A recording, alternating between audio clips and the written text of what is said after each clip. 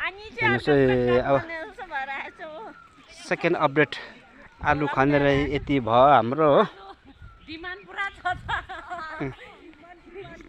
मटरहरू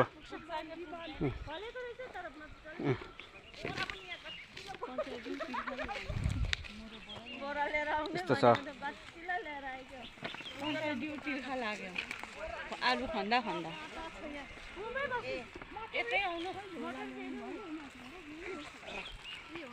ल यसरी खन्ने हुँदैछ यस हेर्नुहोस् हाम्रो बारीमा टासिडोमा म्याडम भन्नुहोस् यो आलुको बारेमा के छ कि ल यता म्याडम के भन्नु छ कि यो आलुको विषयमा के भन्ने अब आलु चाहिँ राम्रै निस्किँदैछ यता हाम्रो यता सर यता नाउङ सर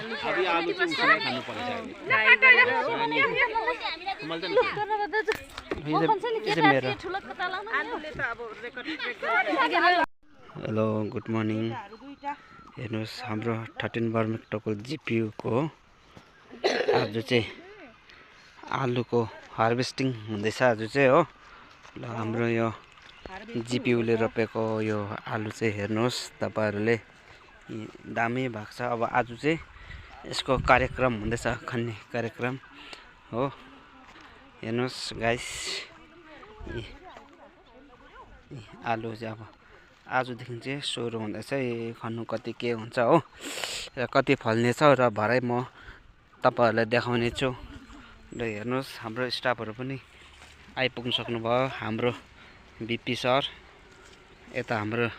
बर्मेक वार्ड पञ्चायत हुनुहुन्छ हो र हेर्नुहोस् सबैले हेर्दिनुस् हाम्रो बारी हाम्रो सम्पत्ति भन्ने जुन उद्देश्य छ त्यसैले हाम्रो 13 बर्मेक टोकल जिपियुले पनि एउटा आलु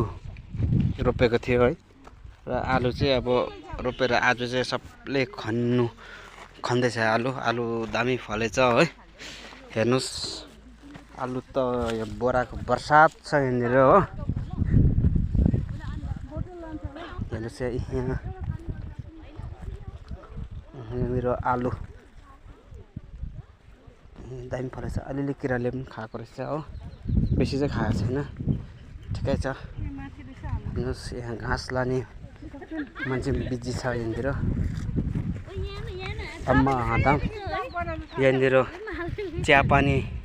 खानेर यहाँनिर छ यता पनि आलु छ यहाँनिर हेर्नु यता पनि हेर्नुहोस् अब के भन्नु छ कि यसलाई गोडिङ भन्दैन खनिङ भन्छ हेर्नुहोस् यता ल सबैजना ल ल हाम्रो यता पञ्चायत पनि हुनुहुन्छ हो ल सबले आलु खनेर चाहिँ बर्बादै पार्यो ल दामी फले चाहिँ यो पालिको आलु चाहिँ यस्तै छ हेरिदिनु होला हेर्नुहोस्